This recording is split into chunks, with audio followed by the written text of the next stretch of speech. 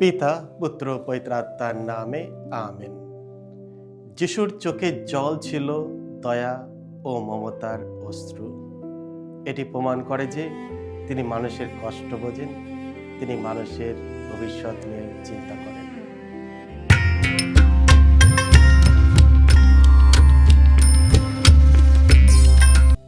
খ্রিস্টে আমার পরম প্রিয়জনেরা, আজ নভেম্বর মাসের 20 তারিখ বৃহস্পতিবার, আর আজকে ডেলি মান্না ঈশ্বরের বাণী প্রতিদিন নেওয়া হয়েছে লূক রচিত মঙ্গল সমাচার থেকে 19 অধ্যায় 41 থেকে 44 পদ। এসো আমরা ভক্তিভাবে এই বাণীটি শুনি। জেরুসালেমের কাছে এসে যিশু যখন সামনে মহানগরটি দেখতে পেলেন, তখন তার কথা ভেবে তার চোখ দিয়ে জল পড়তে লাগলো। তিনি বলে উঠলেন, আহা, আজকের এই দিনটিতে যদি তুমি বুঝতে পারতে কোথায় শান্তির পথ, কিন্তু তা যে এখন তোমার দৃষ্টির বাইরে লুকিয়ে রয়েছে। তোমার এমন দিন আসবে যখন তোমার শত্রুরা তোমার চারিদিকে দাঁড় করাবে অবরোধের বেষ্টনী। তোমাকে তারা ঘিরে ফেলবে, চারিদিক থেকে চেপেই ধরবে। তারপর তোমাকে আর তোমার গৃহবাসী যত সন্তানকে তারা মাটিতে আছড়ে ফেলবে। তোমার বুকে তারা একটা পাথরের ওপর আর একটা পাথরও থাকতে দেবে না, কেননা তোমার কাছে ঈশ্বরের আসার শুভ সময়টি তুমি তো চিনতেই পারলে না। এই হলো প্রভু যিশুর মঙ্গল সমাচার। প্রভু যিশু তোমার মহিমা উচ্চারিত হোক। খ্রিস্টে আমার পরম প্রিয়জনেরা, আমরা বিভিন্নভাবে আমরা প্রভু যিশুকে বাইবেলে দেখি, তার সঙ্গে আমরা বিভিন্ন রূপে আমরা পরিচিতি। কয়েক সময় আমরা প্রভু যিশুকে দেখি, তিনি অনেক মানুষকে সুস্থ করছেন, তিনি অনেক আশ্চর্য কাজ করছেন, তিনি অনেক সময় ঈশ্বরের বাণী প্রচার করছেন, মানুষকে উপদেশ দিচ্ছেন। অনেক সময় আমরা যিশুকে দেখেছি প্রার্থনা করতে সারা রাত ধরে। আবার অনেক সময় আমরা দেখেছি তিনি মানুষের সঙ্গে খাওয়া দাওয়া করতে। এমনকি আমরাও দেখেছি প্রভু যিশুকে ঘুমাতো। কিন্তু কয়েক সময় আমরা একটা জিনিস আমরা লক্ষ্য করেছি যে প্রভু যিশু তিনি চোখে জলও তিনি ফেলেছেন। আমরা দেখেছি বাইবেলে যখন তিনি শুনতে পেলেন যে তার বন্ধু লাজারুস মারা গেছেন, যখন তিনি তার বাড়িতে আসলেন, মার্থা যখন বললেন, প্রভু আপনি যদি এখানে থাকতেন তাহলে আমার ভাই মারা যেত না। প্রভুর এই কথা শুনে তিনি চোখে জল আটকাতে পারলেন না, তিনি কেঁদে ফেললেন। আর আজকে আমরা শুনলাম প্রভু যিশু যখন সেই মহানগরী জেরুসালেমের দিকে তাকালেন, তিনি চোখে জল তিনি আটকাতে পারলেন না, তিনি কেঁদে ফেললেন। খ্রিস্ট আমার পরম প্রিয়জনেরা, যিশুর এই কান্না প্রকাশ করে তার মানবিকতার গভীর দিকটি। ঈশ্বর পুত্র যিশু সম্পূর্ণভাবে ঈশ্বর, আবার সম্পূর্ণভাবে মানুষ, এবং একজন মানুষের মতোই তিনি বেদনাকে অনুভব করেছেন, হৃদয়ের দুঃখকে উপলব্ধি করেছেন। এগুলো ছিল না দুর্বলতার অশ্রু বা হতাশার অশ্রু, এগুলি ছিল গভীর বেদনা ও অকৃত্রিম প্রেমের অশ্রু।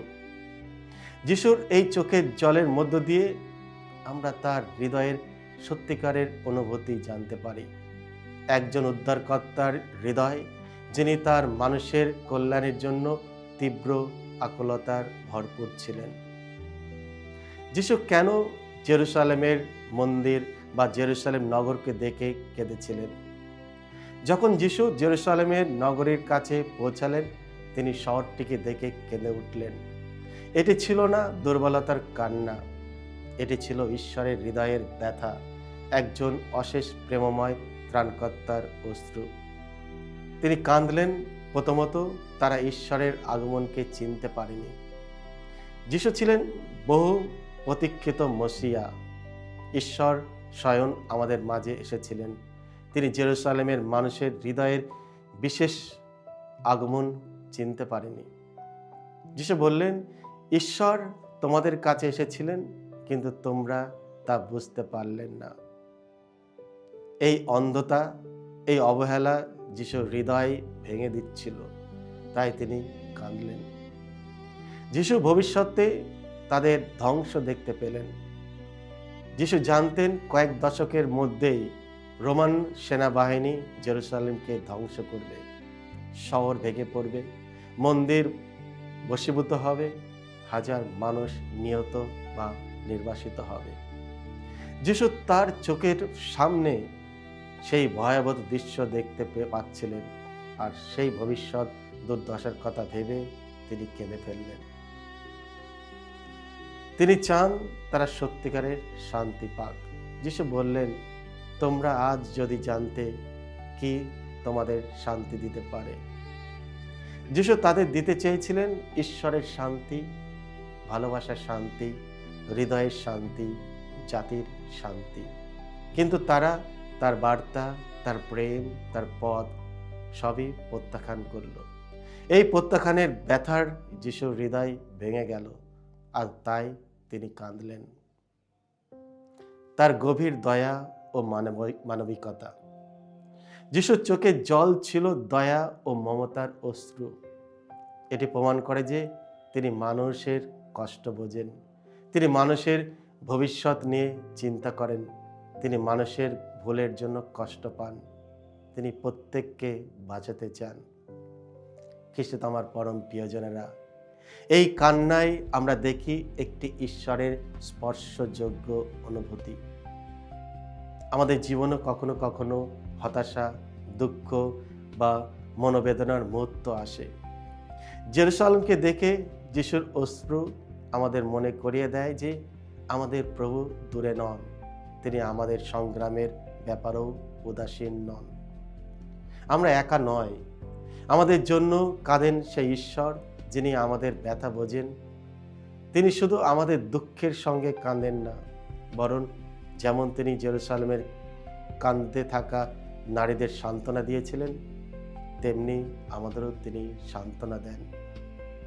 আজ আমরা আমাদের জীবন পরীক্ষা করি।